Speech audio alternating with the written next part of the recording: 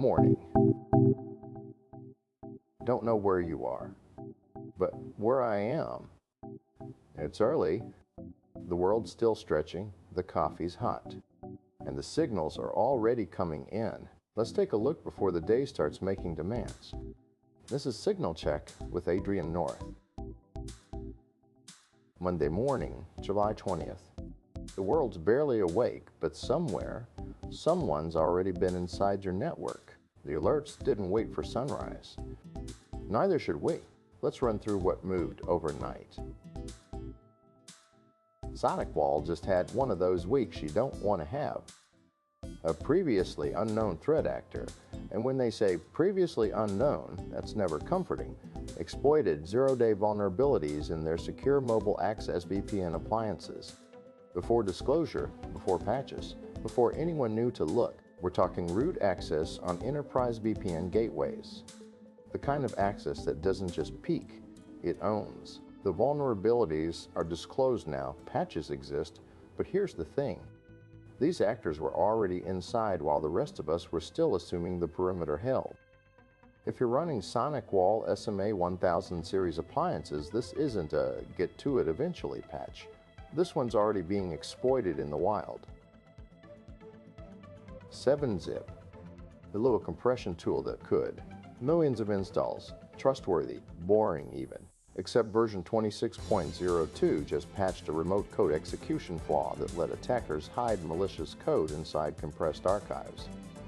You download what looks like a normal zip file, you open it, and someone else's code is running on your machine. The patch dropped June 25th. If you're still running an older version, you're one clever archive away from a very bad day. Update now. It's the kind of vulnerability that doesn't announce itself until it's already too late. Now for something, honestly kind of delightful. A hacker in their meanness in the most admiring sense just fit 537,000 ad-blocking domains into a $5 ESP32 microcontroller. The entire firmware uses around 50 kilobytes of RAM.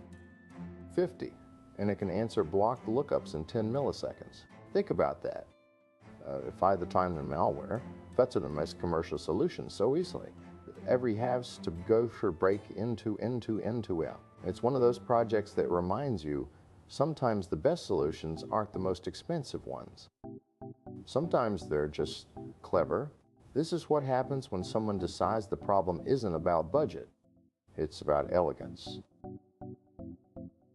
WordPress administrators, you've got a problem. Actually, you've got two problems. Public exploits are now circulating for the WP2 shell remote code execution vulnerabilities in WordPress Core.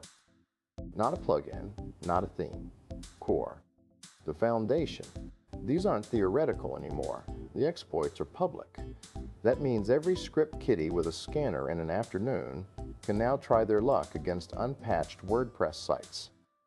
And there are millions of them. If you run WordPress, and statistically a lot of you do, patch immediately. This is the kind of vulnerability that gets exploited at scale, fast. Let's shift gears. The Norwegian training method. It's a running philosophy built around controlled threshold work, predictable recovery, and here's the key, enough restraint to keep your training consistent. You don't burn out. You don't overtrain. You just keep going. It's interesting because it mirrors something we see in systems work too. Sustainable pace, predictable recovery windows, the discipline to not redline every single day. Whether you're training for a marathon or managing infrastructure, the same principle applies. You can't sprint forever, but you can build a rhythm that lasts. And finally, this one's a little unsettling. New research found that when people received AI-generated advice, they became 3 times less accurate in their answers, but twice as confident. But that's it for a second. The AI didn't make them smarter. It made them more certain they were right, while being more wrong. It suppressed critical thinking.